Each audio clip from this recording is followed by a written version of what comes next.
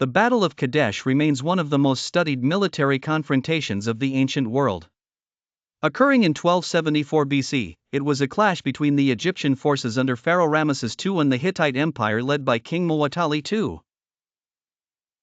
The engagement marks not just a military confrontation but also a significant moment in ancient diplomacy, eventually leading to one of the earliest recorded peace treaties. The ancient Near East was characterized by a volatile mix of emerging powers and fluctuating alliances. Egypt, under the dynamic leadership of Ramesses II, sought to expand its influence in the Levant, a crucial area for trade and political control. The Hittite Empire was the main obstacle, having already established dominance over much of the region. Clip 2. Ramesses II's ambitions. Ramesses II, known as the Great, was driven by a desire for glory and territorial expansion. He envisioned a robust empire stretching through Canaan to the southeast and into the Syrian heartland. His campaigns were not only military endeavors but also monumental demonstrations of Egyptian power. Clip 3. The Hittite Empire led by King Muwatalli II. The Hittite Empire was a formidable force in the ancient world. Their domain extended across Anatolia and into northern Syria. The Hittites were known for their formidable chariots and battlefield tactics, presenting a serious challenge to Ramesses' ambitions. Clip 4. Prelude to battle. The battle's prelude involved a complex dance of diplomacy and spying, with both sides trying to outmaneuver the other. Intrigue and misinformation characterized the lead-up to Kadesh, with each side attempting to gain a strategic advantage. Clip 5. Spies and deception. Key to the Egyptian strategy was intelligence gathering. However, Ramesses was misled by false information planted by Hittite spies, leading him to believe that the Hittite forces were still far away as he advanced towards Kadesh. Clip 6. Egyptian military organization. The Egyptian army was divided into four main divisions, named Ammonius, Re, Ta, and Seth, each feared for its discipline and battlefield capabilities. Ramesses personally led the Ammonius division, the foremost unit in the trek to Kadesh. Clip 7. Hittite strategy. The Hittites, anticipating Ramesses' move, concentrated their forces around the vicinity of Kadesh. King Muwatalli had over 37,000 troops and an estimated 3,500 chariots, double the size of Ramesses' initial expectations.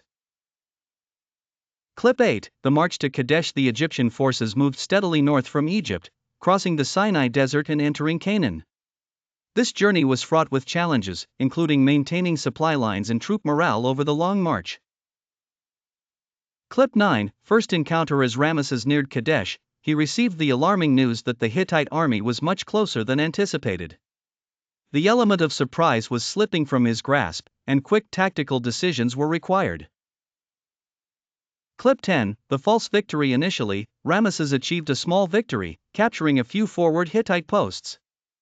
This limited success gave him false confidence about the overall situation, a pivotal deception by the Hittite forces.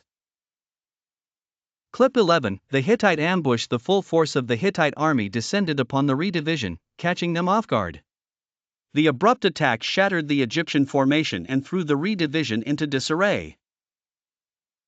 Clip 12. Ramesses' rallying call. In the midst of chaos, Ramesses II emerged as a central figure. He personally took to the battlefield, rallying his scattered forces and famously leading a counterattack despite overwhelming odds. Clip 13. The turn of battle. The arrival of reinforcements helped stabilize the Egyptian lines. The Numan force, allied mercenaries from the Near East, arrived in a timely manner, providing crucial support against the Hittite onslaught. Clip 14. Chariot warfare. Chariots were central to both Egyptian and Hittite tactics. The battle saw some of the largest chariot engagements in history, with both sides maneuvering to exploit their speed and mobility to deliver crushing blows. Clip 15. The stalemate. Despite the furious fighting, neither side managed to secure a decisive victory. The Hittite forces, despite their initial advantage, were unable to dismantle the well-established Egyptian camp. Clip 16. Aftermath and treaty. The aftermath of Kadesh saw more than just military consequences. Both sides, weary and recognizing the limits of their strength, turned to diplomacy, leading to the signing of the first known peace treaty. Clip 17. The Treaty of Kadesh. This treaty, while marking a truce, was not truly a declaration of defeat for either side. It was a mutual recognition of power balances and territorial boundaries, helping stabilize the region for years. Clip 18, Ramesses' propaganda. Back in Egypt, Ramesses proclaimed the battle as a major victory, using it to bolster his image and continuous rule. He embarked on a campaign of monumental building, inscribing his feats in stone throughout the empire. Clip 19, Hittite gains. Though both sides claimed victory, the Hittites retained control of Kadesh and continued to exert influence in Syria. This retention of territory was a significant advantage, even if not celebrated like Ramesses' claims. Clip 20, Archaeological evidence. Modern archaeological discoveries have shed light on the logistics and scale of the battle. Excavations at Kadesh have revealed fortifications and sites corroborating ancient accounts. Clip 21, New chronologies. Scholars continue to debate the exact timeline and movements during the battle, utilizing both Egyptian and Hittite sources. These studies highlight the complexity of interpreting ancient warfare. Clip 22, the role of chariots. Innovations in chariot design were pivotal. The improved speed and maneuverability of the Egyptian two-man light chariots were crucial during encounters, contrasting with the heavier Hittite versions. Clip 23, cultural exchange. The period following Kadesh saw an increase in cultural exchange between the two empires. This interaction fostered developments in art, architecture, and administrative practices.